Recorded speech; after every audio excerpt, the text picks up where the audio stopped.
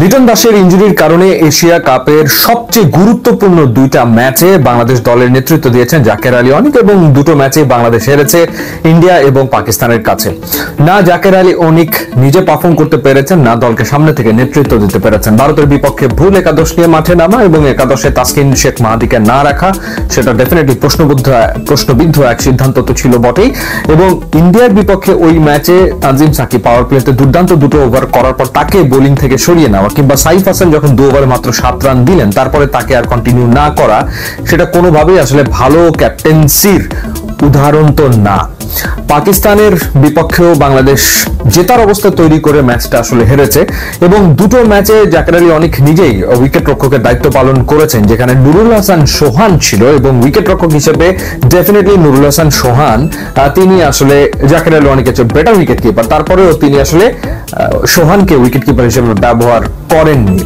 তো পারফরমেন্সের কথা যদি বলি, সবশেষ যে 10টা ম্যাচ খেলেছেন সেই 10টা ম্যাচে জাকের আলী অনিকের রান 100-র মতো, স্ট্রাইক রেট 100-র নিচে, এশিয়া কাপে কোনো ছক্কার দেখা নেই, বড় আসলে তিনি ছক্কা মারতে পারেন না, ফিনিশার হিসেবে তার যে রোল সেই রোলটা তিনি পালন করতে পারছেন না। কিন্তু তারপরেও কোন বিবেচনাতে আসলে তাকে অধিনায়কত্ব দেওয়া হয়েছে সেটা একটা বড় প্রশ্ন। হঠাৎ করে অধিনায়কত্ব দেওয়া হচ্ছে সেটা একটা ব্যাপার।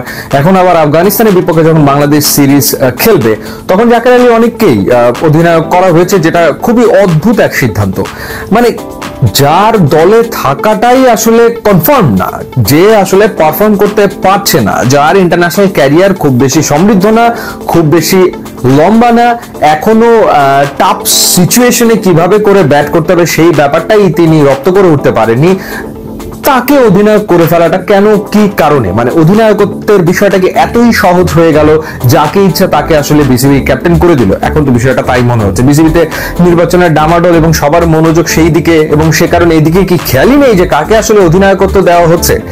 তো যেই টিমটাতে তাসকিন আহমেদের মতো এক্সপিরিয়েন্সড একজন বোলার রয়েছে, কিংবা মুস্তাফিজ যিনি টি-20-র ওয়ার্ল্ড ওয়াইড এক্সপার্ট, টি-20-র বিভিন্ন ফ্র্যাঞ্চাইজি লিগ গুলোতে তাকে ডেকে নেওয়া হয়, তাকে বিভিন্ন ফ্র্যাঞ্চাইজি নেয়, মুস্তাফিজ সেখানে খেলেন, সেই মুস্তাফিজকেও তো অধিনায়ক করা যেত, যেহেতু রেগুলার ক্যাপ্টেন লিটন কুমার দাস ইনজুরিতে রয়েছেন। কিন্তু না মুস্তাফিজকে বিবেচনা করা হয়েছে, না তাসকিনকে বিবেচনা করা হয়েছে। আমরা যদি বিসিবির কন্ট্রাক্টের দিকে তাকাই, সেখানে সবচেয়ে দামি ক্রিকেটার বাংলাদেশের তাসকিন আহমেদ, সবচেয়ে বেশি পারিশ্রমিক দেওয়া হয় তাসকিন আহমেদকে, কিন্তু তাকে অধিনায়ক করা হবে না কেন? কি কারণে তাহলে তাসকিনকে অধিনায়ক করা হবে না, সেটা বিরাট প্রশ্ন। তাসকিন নিজে অধিনায়কত্বের ব্যাপারে কিন্তু আগ্রহ যে একেবারে দেখাননি তা না, বা ফ্র্যাঞ্চাইজি লিগে তাসকিন অধিনায়কত্ব করেন, তো সেই ক্ষেত্রে তাসকিনকে অধিনায়ক করা হয়নি, মুস্তাফিজকে বিবেচনা করা হয়নি। এখন এইটাকে শুধুমাত্র যে Liton Kumar Das wicket keeper batter captain ছিলেন, তার জায়গাতে একজন উইকেট কিপার ব্যাটারকেই ক্যাপ্টেন করতে হবে, সেই কারণে আমার মনে হয় যে এই বিবেচনাটা সঠিক হয়নি। এবং আরো আলোচনা রয়েছে যে যেহেতু বাংলাদেশ দলের এই মুহূর্তে যিনি কোচ হিসেবে রয়েছেন, সহকারী কোচ হিসেবে রয়েছেন মোহাম্মদ সালাউদ্দিন, তার অত্যন্ত আস্থাভাজন হচ্ছে জাকের আলী অনিক। ব্যক্তিগতভাবে তিনি পছন্দ করেন, সেটা তিনি করতেই পারেন, অনেক ক্রিকেটারকে তিনি ব্যক্তিগতভাবে পছন্দ করেন, কিন্তু সেই কারণে কি ক্যাপ্টেন করা হয়েছে এটা প্রমাণিত কোনো বিষয় আসলে না, বা কোচের ইচ্ছাতে জাকের আলী অনিক ক্যাপ্টেন হয়েছে সেটাও আসলে না, বিসিবির তরফ থেকেই ক্যাপ্টেন্সি আসলে তাকে দেওয়া হয়েছে। কিন্তু কেন, কি কারণে, কোন বিবেচনাতে এই অধিনায়কত্ব দেওয়া হলো এবং অধিনায়কত্বকে এত সহজ সস্তা করে ফেলা হলো বিসিবির পক্ষ থেকে, সেটা কোনোভাবে বোধগম্য হচ্ছে না। কারণ মাঠে ক্যাপ্টেনের আলাদা একটা রোল থাকে, ক্যাপ্টেনের একটা ক্যারেক্টারই থাকে, লিডারের একটা ক্যারেক্টার থাকে। লিডার হয় সে দুর্দান্ত পারফর্ম করবে অথবা নেতৃত্বটা দারুণ দেবে, কিন্তু এর কোনোটাই আমরা এশিয়া কাপের অন্তত গুরুত্বপূর্ণ ওই দুইটা ম্যাচে জাকের আলী অনিকের ভেতরে দেখিনি।